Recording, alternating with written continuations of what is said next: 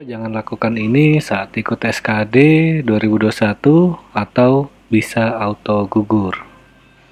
Subscribe dan tekan tombol lonceng agar kalian mengetahui berita terbaru tentang IPDN.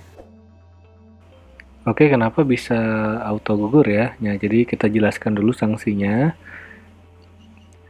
dari peserta SKD ya, yang mengikuti SKD di tahun 2021 ini. Yang pertama, peserta yang terlambat hadir dari jadwal seleksi tidak diperkenankan masuk untuk mengikuti seleksi atau dianggap gugur. Jadi jangan terlambat, minimal 60 menit hadir di lokasi tes. Kemudian peserta yang tidak membawa dokumen tidak diperkenankan mengikuti seleksi atau dianggap gugur. Nah, nanti kita cek ya dokumen apa saja yang harus dibawa peserta SKD pada saat ujian. Kemudian yang ketiga, peserta yang melanggar ketentuan larangan tidak diperkenankan mengikuti seleksi atau dianggap gugur. Nanti kita akan bahas juga apa saja larangan pada saat seleksi SKD ini ya berlangsung.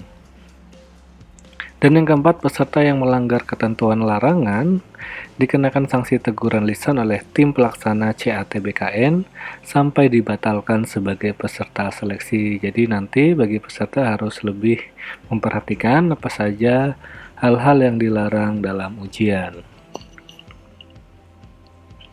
Oke, jadi apa saja sih tata tertib pelaksanaan seleksi CASN ini atau seleksi sekolah kedinasan dan P3K ya?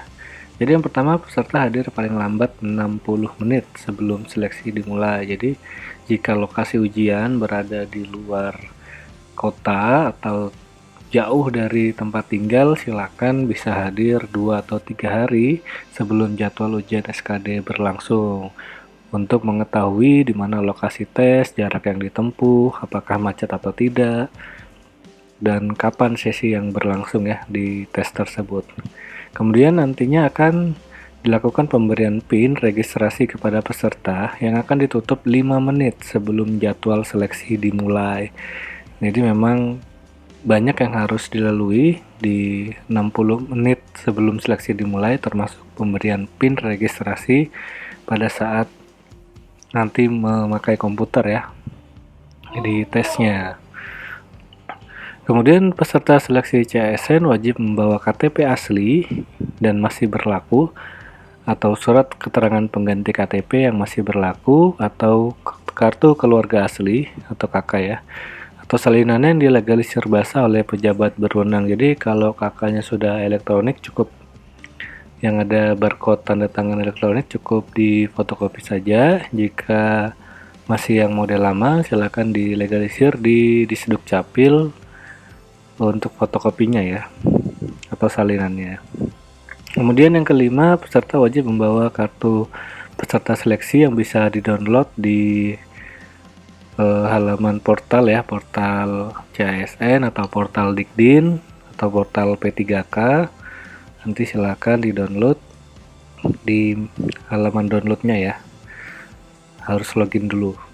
Kemudian peserta harus sesuai dengan foto yang ada di kartu peserta. Jadi harus sama ya foto yang di-upload pada saat administrasi online. Itu nanti dicek lagi kebenarannya untuk menghindari ya joki-joki mungkin nanti pada saat tes ya. Jadi untuk lebih bisa sesuai dengan peserta yang dimaksud ya. Kemudian peserta menggunakan pakaian rapi, sopan, dan bersepatu. Kaos, celana jeans, dan sendal tidak diperkenankan ya. Ini harus diperhatikan, jangan sampai nanti pakai celana jeans atau pakai kaos dan sendal ya. Ini harus bersepatu, sepatunya hitam. Silakan kaos kaki menyesuaikan. Kemudian pakai kemeja lengan panjang putih. Dan untuk yang memakai jilbab, silakan jilbabnya menyesuaikan.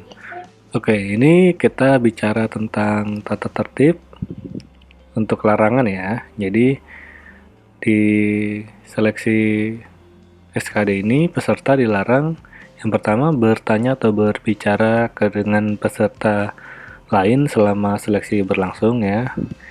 Kemudian menerima atau memberikan sesuatu dari atau kepada peserta lain tanpa seizin panitia selama seleksi berlangsung. Jadi memang harus benar-benar mandiri, tidak boleh ada komunikasi atau ada gerakan-gerakan yang mencurigai dengan peserta lain ya. Kemudian keluar ruangan seleksi kecuali memperoleh izin dari panitia. Nanti di dalam ruangan itu ada panitia pengawasnya dalam pelaksanaan SKD.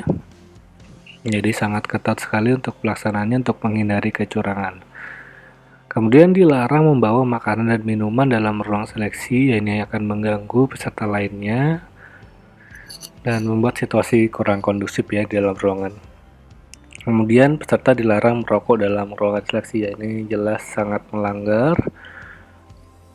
Dan di dalam ruangan itu biasanya ruangan yang ber-AC, dan ini juga nanti bisa mengganggu jalannya ketertiban dalam pelaksanaan tes. Dan untuk dalam ruangan sendiri nanti peserta tidak boleh atau dilarang membawa yang pertama buku atau catatan lainnya, kalkulator, gawai, kamera dalam bentuk apapun. Gawai itu semacam gadget ya, mau handphone, mau tab, mau alat-alat yang bisa untuk ya dalam tanda kutip mencontek ya, jam tangan dan alat tulis. Kemudian senjata api atau tajam atau sejenisnya, dan menggunakan komputer selain untuk aplikasi CHT ya.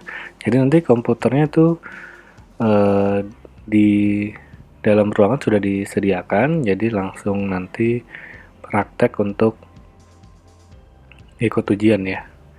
Jadi tidak membawa laptop dari rumah, tidak membawa PC dari rumah ya, seperti itu.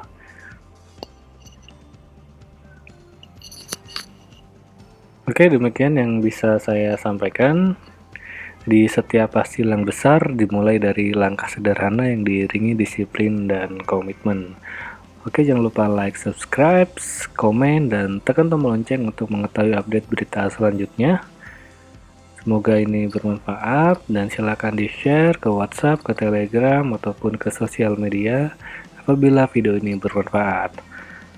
Baik, demikian. Assalamualaikum warahmatullahi wabarakatuh.